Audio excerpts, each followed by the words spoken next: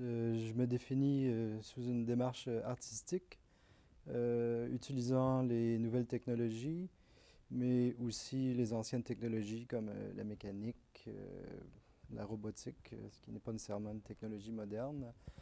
En fait, c'est une démarche interdisciplinaire, donc ça fait appel autant à l'informatique qu'aux sciences humaines, qu'à la psychologie, neurobiologie. En fait, présentement, toutes les pratiques, surtout au domaine de l'art, font appel à beaucoup d'autres domaines qu'on essaie de s'inspirer, de marier le tout.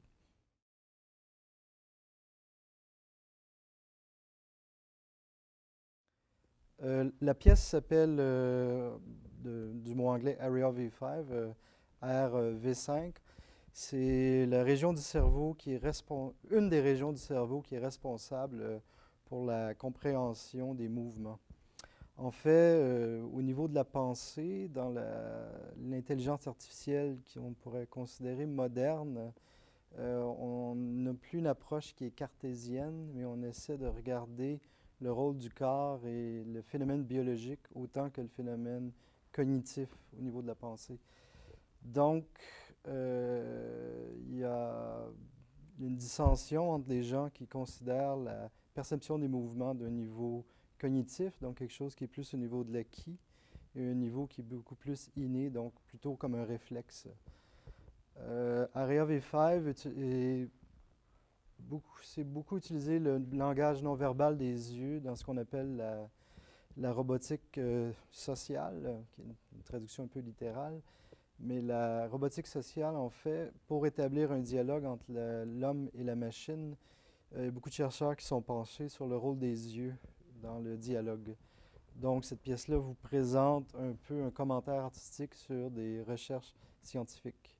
Mais d'un autre côté, ça fait un appel entre ce qui est fait au niveau cognitif du cerveau et ce qui est fait aussi au niveau, disons, de l'inné et du réflexe. Quand on est dans le langage non verbal des yeux, il y a, disons, il y a plusieurs mécanismes, et les mécanismes principaux, un mécanisme s'appelle les saccades, donc vos yeux ne fixent pas quelque chose, mais se promènent dans le paysage visuel et vous saccadez d'un endroit à l'autre.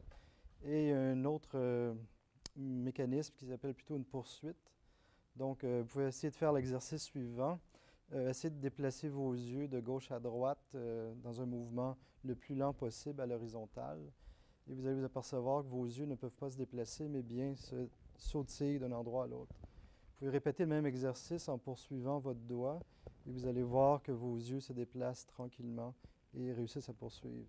De la même manière, je peux fixer un objet et tourner ma tête et ça va être quelque chose qui est fait d'une manière très, disons, lente et il n'y a pas de sautillement dans l'image, etc.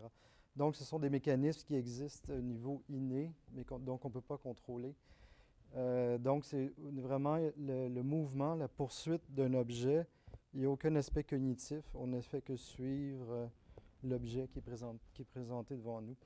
En fait, c'est très simple. Si on regarde du point de vue phénomène de sélection naturelle, c'est un peu normal qu'on s'attarde à regarder les objets en mouvement parce que fort probablement, dans une époque plutôt reculée, ce serait des prédateurs qui essaieraient de nous bouffer.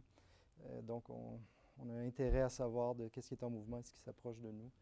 Il y a plusieurs autres choses qu'on est, disons, experts. Il y a énormément, tout comme, disons, l'aspect stéréo de nos oreilles pour savoir d'où vient le son.